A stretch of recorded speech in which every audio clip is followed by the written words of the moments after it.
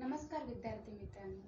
शासकीय अध्यापक महाविद्यालय अकोलातर्फे मी स्नेहा प्रकाश गावंडे, B.Ed द्वितीय वर्ष प्रशिक्षणार्थी, आज तुम्हाला इयत्ता 6वीचा विज्ञान विषय शिकवणार.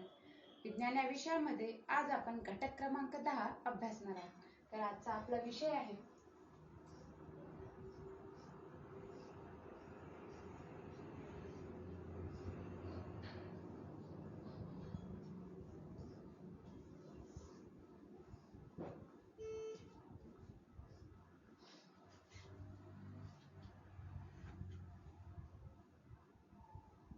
व आपला घटक क्रमांक 10 आहे बल व बलाचे प्रकार.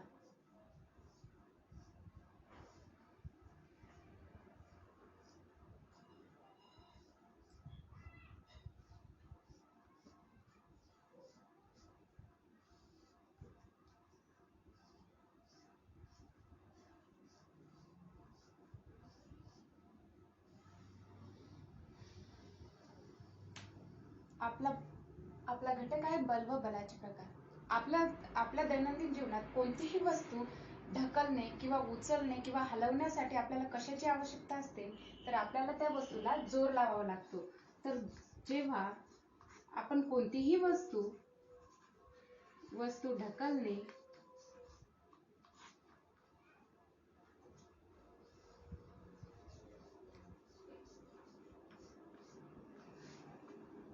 किंवा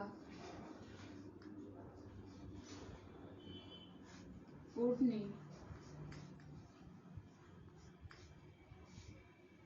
करिता लावलेल्या जोरास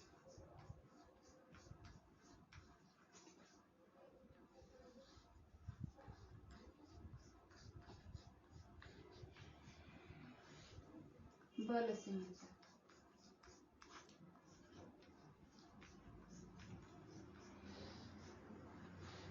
तर अशाच प्रकारे आज आपण बल व बलाचे किती प्रकार पडतात याची सविस्तर माहिती या घटकात अभ्यासणार आहोत. तर आपला आजचा उपघटक आहे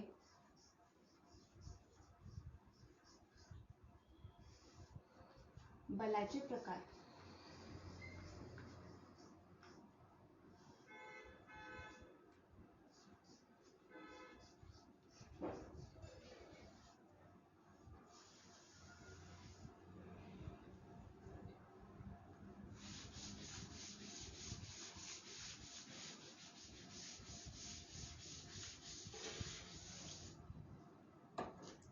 तुम्हाला माहिती असेल, कोणतीही बोट किंवा नाव हे वल्ह्याच्या साहाय्याने समोर जात असते.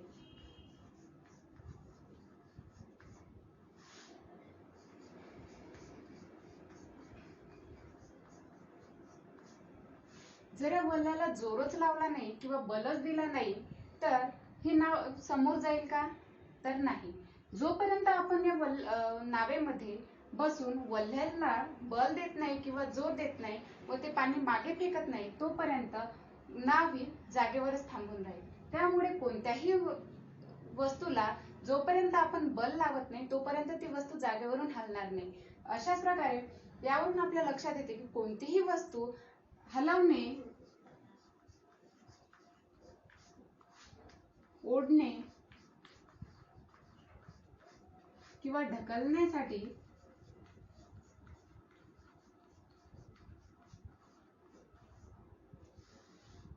बलाची आवश्यकता असते.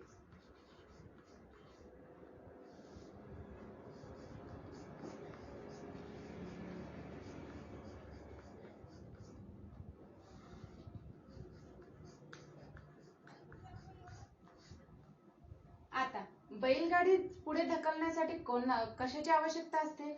जोपर्यंत बैल आपल्या स्वतःचे जोर त्या बैलगाडीला लावत नाही, म्हणजेच बल जोपर्यंत त्या बैलगाडीला बैल लावत नाही तोपर्यंत ती बैलगाडी समोर जात नाही. यावरून आपल्या लक्षात येते की जोपर्यंत आपण कोणत्याही वस्तूला प्रेशर देत नाही किंवा जोर लावत नाही, म्हणजेच बल लावत नाही, तोपर्यंत ती वस्तू जागेवरच असते. तर आता आपण अशाच प्रकारे बलाचे प्रकार पाहूया.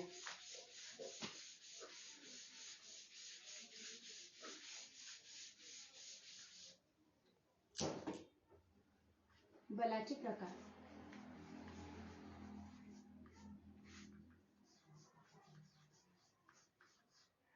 बलाचे प्रकार पाहण्यासाठी आपण एका उदाहरणावरून बल काय असते ते पाहून घेऊया.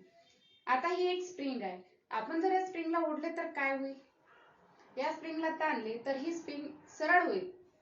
म्हणजे ज्यावर आपण काय लावलाय, यावर आपण बल लावलाय दोन्ही साईडने. जोपर्यंत आपण या स्प्रिंगला बल लावला नव्हता तोपर्यंत ही स्प्रिंग होती.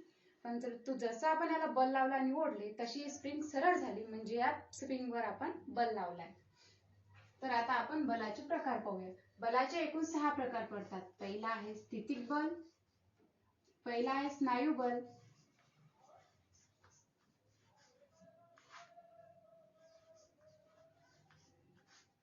दुसरा आहे घर्षण बल,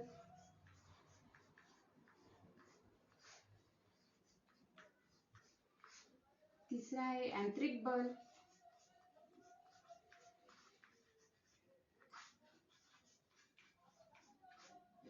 चौथा आहे चुंबकीय बल,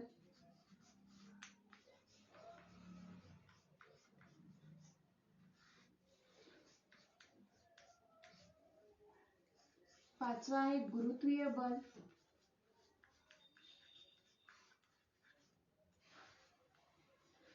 आणि 6वा आहे स्थितिक विद्युत बल.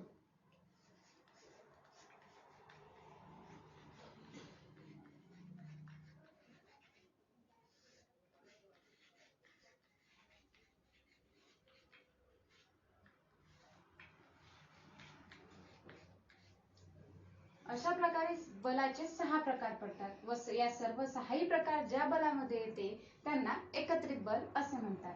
तर आता आपण या 6 प्रकारांची एक एक करून सविस्तर माहिती पाहूया. सुरुवातीला आपण पाहूया स्नायू बल म्हणजे काय.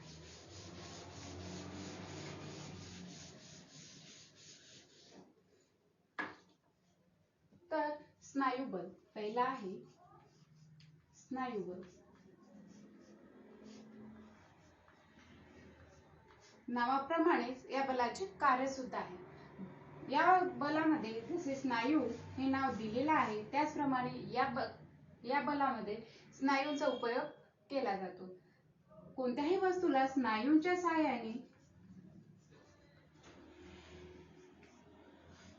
साहाय्याने लावलेल्या बलाला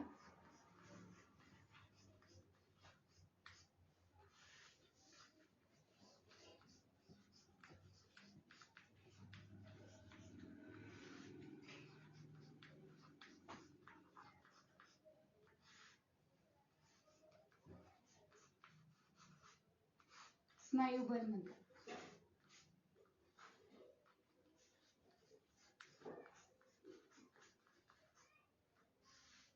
तर सांगा बरं, तुम्हाला सांगता येईल का आपण कोणकोणत्या कार्य करण्यासाठी स्नायू बलाचा उपयोग करतो? म्हणजे ज्या ठिकाणी आपण स्नायूंच्या साहाय्याने कोणतीही वस्तू किंवा काम करतो त्याला आपण स्नायू बल असे म्हणतो. म्हणजेच आता उदाहरणार्थ गाडी चालवणे,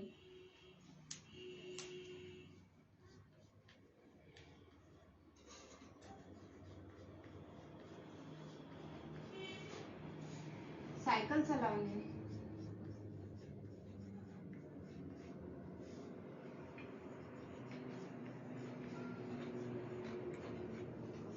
यासाठी स्नायूंचा उपयोग केला जातो. जेव्हा आपण स्नायूंच्या साहाय्याने कोणतेही कार्य करतो तेव्हा स्नायू बल तेथे तयार होत असते. तर आता आपण यांत्रिक बल पाहूया. बलाचा दुसरा प्रकार आहे यांत्रिक बल.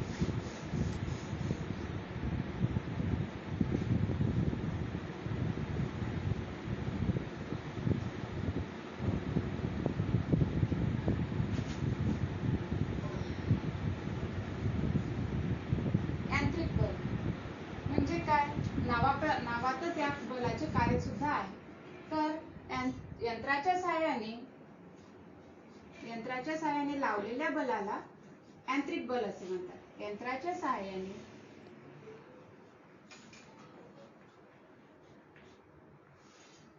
लावलेल्या बलाला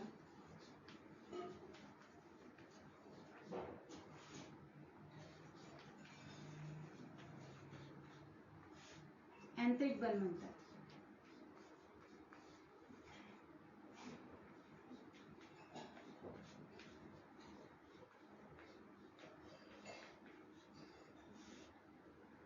यांत्रिक बल हे स्नायुबलांमार्फत सुद्धा कार्य केले जाते आणि स्वयंचलित सुद्धा असते. उदाहरणार्थ शिलाई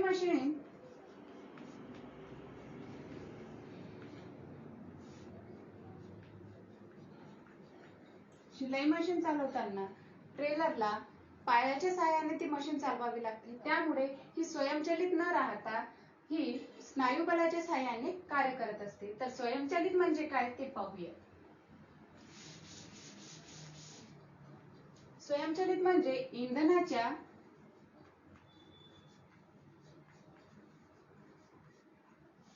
सहाय्याने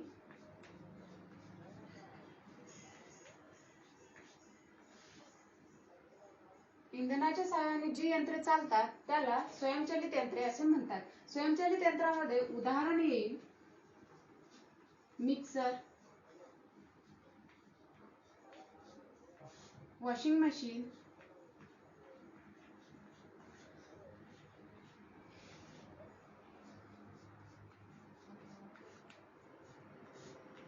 फॅन ही स्वयंचलित आहे. तर ट्रॅक्टर चालवण्यासाठी सुद्धा स्नायुबलाचा उपयोग होतो. त्यामुळे यांत्रिक बलामध्ये स्नायुबल सुद्धा कार्य करत असते. तर आता आपण तिसरा बल अभ्यासूयात.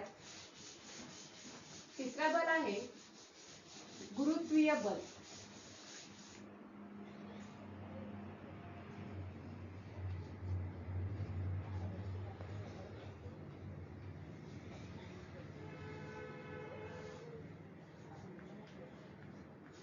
तर गुरुत्वीय बल, आता एखादी वस्तू आहे, समजा हा एक खडूचा तुकडा आहे. जेव्हा आपण आता या खडूच्या तुकड्याला वर फेकतो तेव्हा तो लगेच खाली येऊन पडतो. तर असे का होते? कारण आपल्या पृथ्वीवरती गुरुत्वाकर्षण शक्ती आहे, ज्यामुळे तो वरती फेकलेला खडूचा तुकडा सुद्धा खाली येऊन पडतो. असे का झाले? कारण आता गुरुत्वीय बल येथे निर्माण झाले.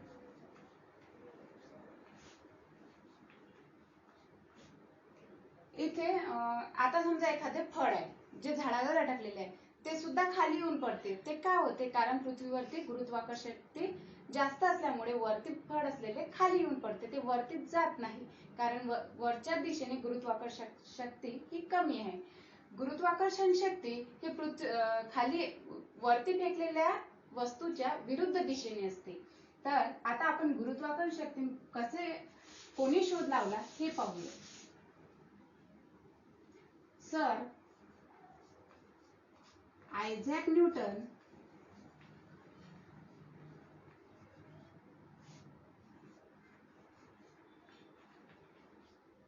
यांनी 17व्या शतकात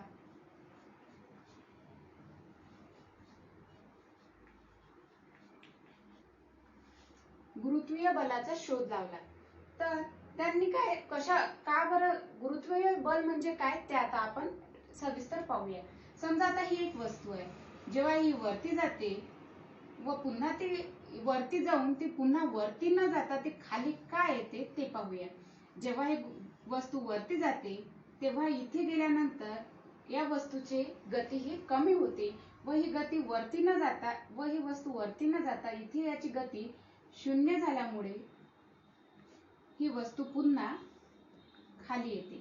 असे का? आता लक्षात आले तुमचे की हे असे का झाले? कारण ही वस्तू वरती गेल्यानंतर इथे याची गती 0 झाली, त्यामुळे ती वस्तू ही खाली आली. जेव्हा ही वस्तू खाली येते त्यावेळी खाली येताना या वस्तूची गती अधिक होते व ही वस्तू पटकन खाली उतरते. आता आपण गुरुत्वीय बल एका प्रयोगाद्वारे समजून घेऊया.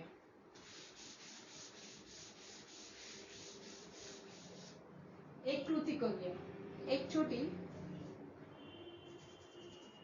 एक बकेट भर पाणी घ्यायचं आहे.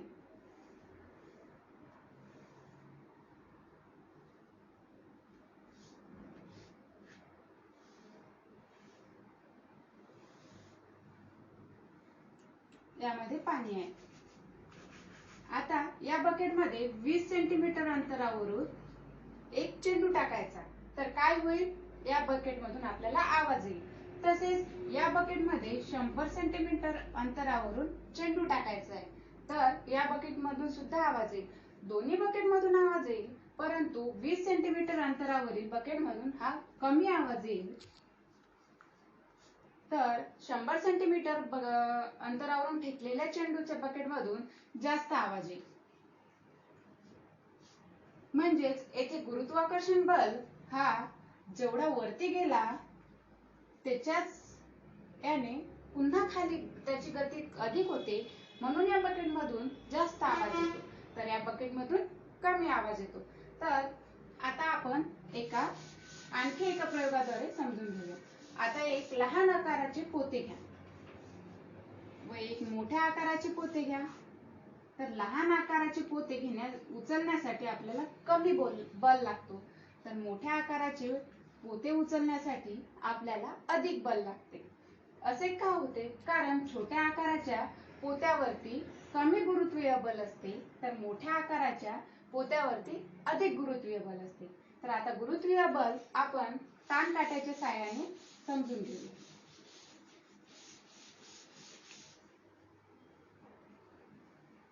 आता एक ताणकाटा आहे. ताणकाट्याला इथे स्प्रिंग असतो आणि इथे अटकवायची हुक असते. यामध्ये आपण एक वस्तू अटकवली.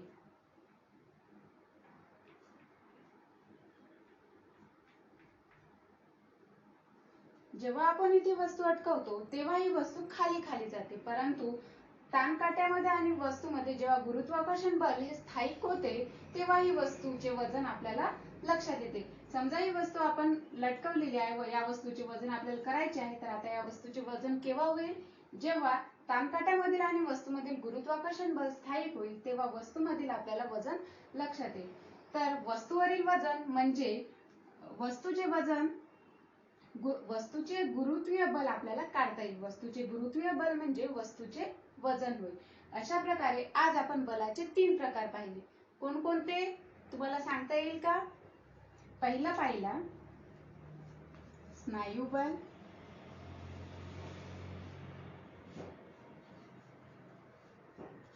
दुसरा बघितला यांत्रिक बल,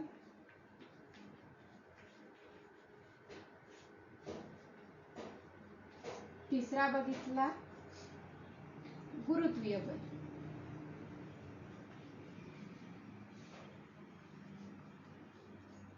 स्नायू बलामध्ये स्नायूच्या साहाय्याने कोणतीही वस्तू ओढली किंवा ढकलली जाते, तर यांत्रिक बलामध्ये यंत्राच्या साहाय्याने कोणतीही वस्तू ओढली किंवा ढकलली जाते. तर गुरुत्वीय बलामध्ये गुरुत्वाकर्षण साहाय्याने कोणतीही वस्तू ही वरती किंवा खाली केली जाते किंवा कोणत्याही वस्तूचे मोजमाप केले जाते. अशा प्रकारे आज आपण बलाचे 3 प्रकार बघितले.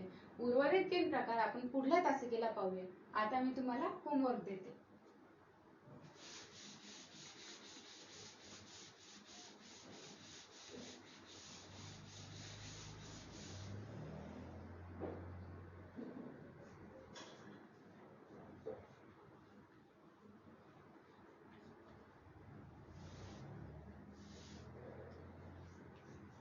बल म्हणजे काय?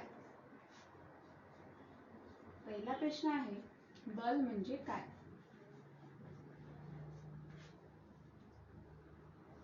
बलाचे किती प्रकार आहेत?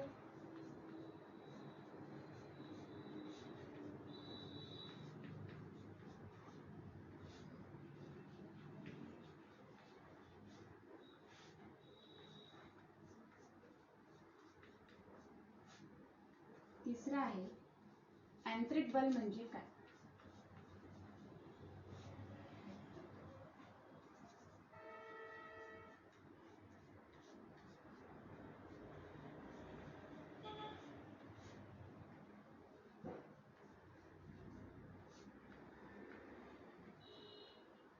अशा प्रकारे आज आपण बल व बलाचे प्रकार बघितले आहे. हे आजचे तुमचे होमवर्क आहे. उद्या येताना सर्वांनी करून यायचे आहे.